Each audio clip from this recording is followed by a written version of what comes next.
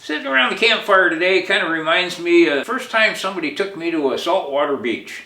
I mean, I was from the Midwest and I didn't know much about saltwater, and so he told me, well, you got to have a few pieces of equipment and a shellfish license and stuff, and he says you got to pay attention to when the tide is in and out, and how low it is, and gave me a few of the basics that we needed to know to get out there. And he said, I got this favorite bridge, or beach rather, over by the Hood Canal Bridge, and so he took me over there, and just I started turning over rocks, and I'd watch all these little bitty crabs scampering around, and I saw these big long worms there, and wow, I've never seen that kind of stuff, in the Midwest, in freshwater, and so he says, now we're going to go get some clams, and he says, okay, you're going to take a fork, a pitchfork like this, you're just going to stick it in the thing and turn it over, and these clams will pop out. And sure enough, I did that, and he says, okay, this one's too small, and this one's just about right,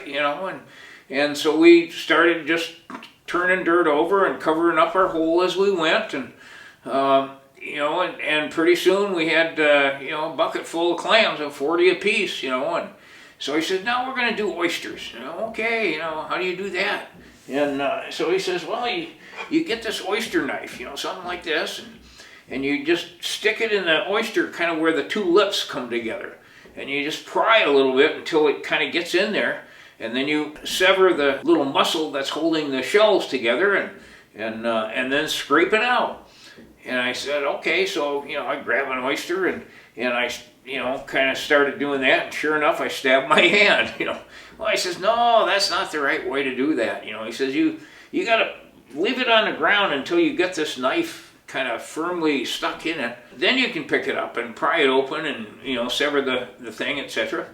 And okay, so I got a little bandage and whatnot to cover up the bleeding a little bit, and started harvesting for serious. And sure, pretty soon we got our 18 oysters apiece, and we were looking at some good eating. And he says, well, we're not done yet. He says, there's another thing at this beach that you can get. He says you can get mussels.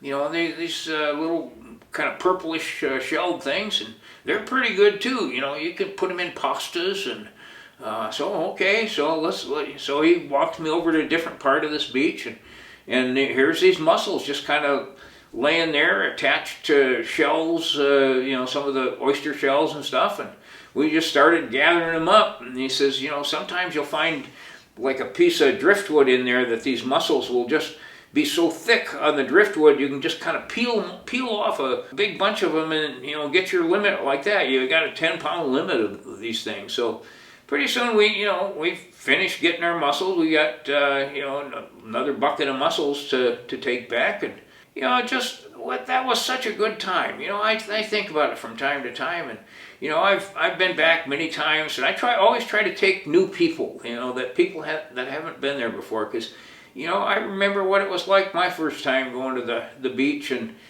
I see that kind of joy and bewilderment in a way, on the faces of people that try it for the first time. So you should get out there and give it a try. If you haven't tried, just getting an oyster or something like that, they're darn good eating. You can get over, probably in that 2 hours of harvesting, we got well over $100 of food a piece, and and had a good time doing it. So that's kind of my recollection, just sitting around this campfire. Thoughts like that come to you.